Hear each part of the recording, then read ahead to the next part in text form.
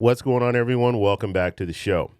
So, we need to talk about what's going on the end of this month as well as into March because we're looking at two more opportunities for a government shutdown. So, we'll talk about that. We're going to take a look at the payout schedule for Social Security. So, I'll show you the calendar. And then we're going to take a look to see when Congress is actually going to be in session the rest of February into March. So, that's what we're going to focus on in this video. First off, you guys can do me a favor. Please like the video, subscribe to the channel, hit that little bell notification, and then click all. By clicking all, you'll get notified anytime we post a video. We do daily videos here, so by clicking the bell notification and clicking all, you should be getting updated every day. And just a reminder, thank you for your support. I really appreciate it. And if you'd like to follow me on Twitter and Threads, you can at the TEC Show Live. Okay, so let's get right into the calendar. And you guys know I do this every month, and the main reason that I do this is just to keep us on track with what Congress is doing and what they're not doing. They haven't been doing much, so we need to focus on this to find out why they're not doing anything. Okay, so first thing I want to take a look at is this last week of February. Okay, so that's this week here. We know on the 26th, the Senate will be in session. The House will not be in session.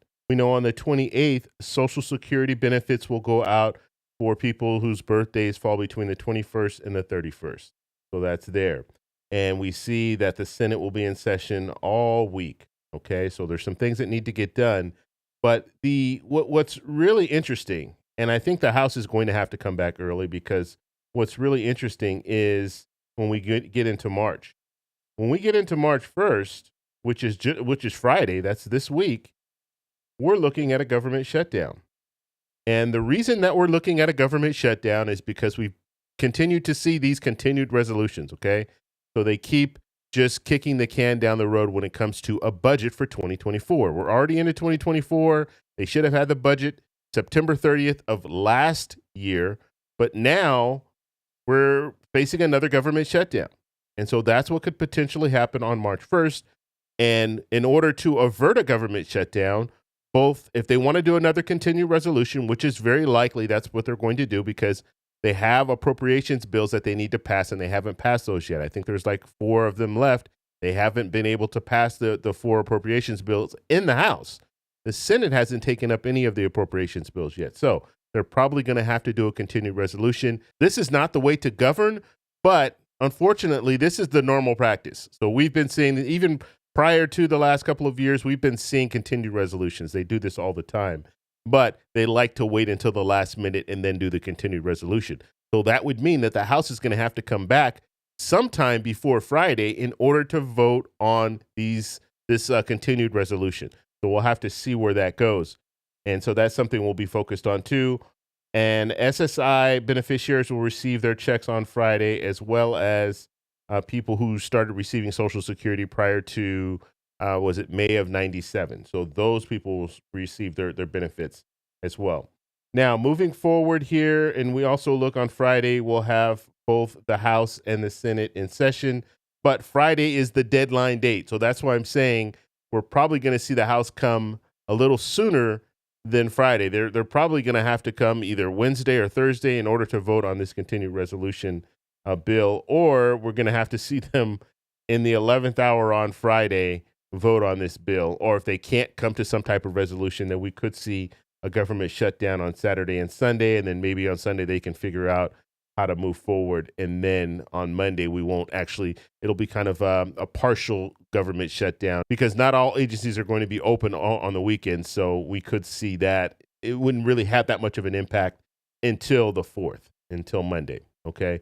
Now, when it comes to government shutdowns, what we also need to look at is on the 8th, we're looking at another government shutdown if they can't pass a continued resolution. So what most likely will happen is by the 1st Friday, they'll have a continued resolution that they can push through, and it will take care of the 1st and the 8th. And so hopefully that won't be an issue. Now, we could still see a government shutdown because we have lawmakers that don't want another continued resolution. They want to vote on their appropriations bills. This is one of the pledges that the Republicans made when they took over the House. But they haven't been able to push this through because it's not easy to do. And so because some lawmakers, they want to do the appropriations bills, they don't want to do continuing resolution, they could try to stand in the way. And then we could still see a potential government shutdown. I'll keep you guys posted on what's going on in Congress this whole week. So we'll find out what they do when it comes to a government shutdown. Now, looking at some of the other important dates, actually, one of the things I want to look at is just when the House and the Senate are in session. And they'll be in session pretty much, 3 weeks out of the month. Hey, for them, that's good. And so that's what we're looking at here. And it looks like both the House and the Senate will be in session most of this time. We have the Senate in session. The Senate will only be in session on the 14th. We won't have the House in session. But when it comes to the 5th, 6th, 7th, 8th, 11th, 12th, 13th, 19th, 20th, 21st, 22nd, we're going to have Congress in session, both the House and the Senate. So, when you're looking at it in March, that could be a good thing. They will be there. Now, they will have a recess in the last week of March, and then into April, they'll have another recess. Okay, so they're going to have another 2 weeks off. They just got back from 2 weeks off. They'll come back, and at least the Senate will be in session February, the last week of February, and then they'll have 3 weeks to work, and then they'll go on recess again for another 2 weeks. So pretty amazing. Their schedule, I'm telling you, if the private industry had a schedule like this, nothing would ever get done. And that's why we're seeing nothing getting done when it comes to Congress, because they have too much time where they're away from their official duties.